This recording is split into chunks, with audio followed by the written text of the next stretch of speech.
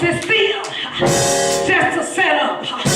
If you are under a leader, you better recognize if they wrong, let God deal with them. But if you wrong, God gonna deal with you.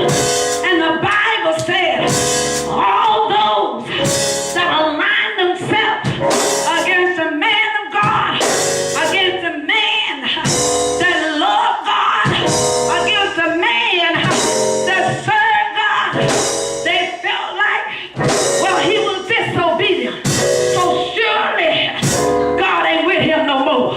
And they began to align themselves against the man of God.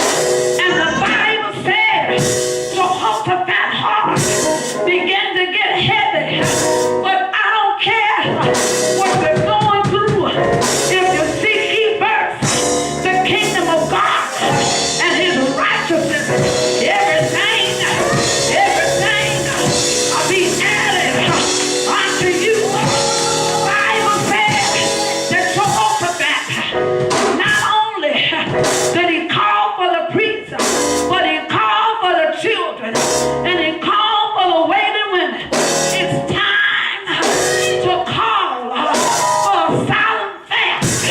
And the Bible says that he called for the children of Israel to begin to pray and seek God's face. If you seek God's face in the midst of your battle, I promise you, you gonna win in the end. And the Bible says that the prophet began to prophesy to the man of God. That God heard your cry and he seen your tears. Anybody been crying in the midnight hour? Anybody been going through? I've been good to them, but now they're coming against me. I took them into my house and I fed them when they were hungry. I gave them clothes when they were naked. But the Bible said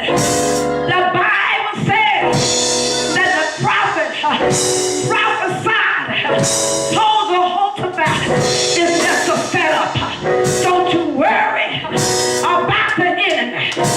I got that. Lord have mercy. The Bible said that Jehoshaphat heard from the prophet, and the prophet said, don't you do nothing but what God said. Lift up your voice, cry loud, spare not. And when you go to the mountain, begin to bless the Lord.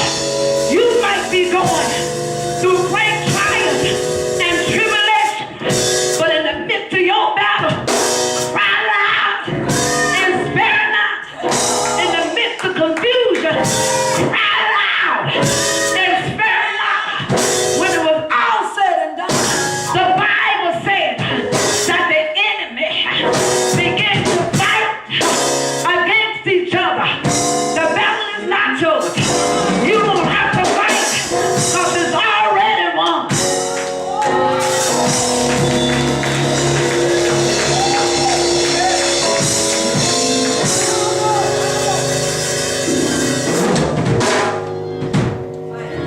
It's a setup.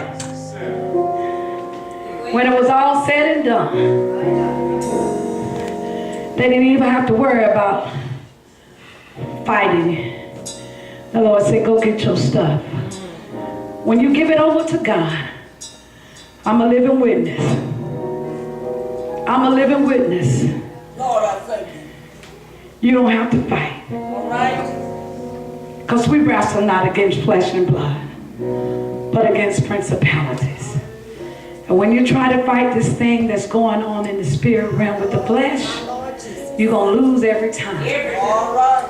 But if you fight it in the spirit, and you keep on praying, and you keep on believing God, when the war was over, they hadn't even lifted up their hand. All of his enemy was defeated.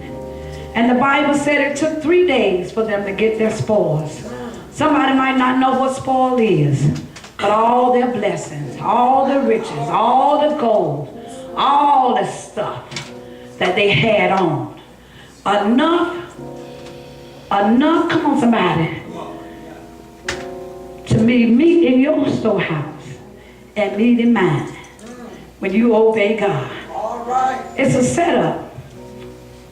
It's a plan. It's designed to destroy you. That's right. I shouldn't even be here, Mark. I shouldn't even be here if the enemy would have had his way. Not one time, not two times, but many, many times that I could have been taken out while I was in my sin. God wouldn't let it be because he was the help for me. We're standing all over the building.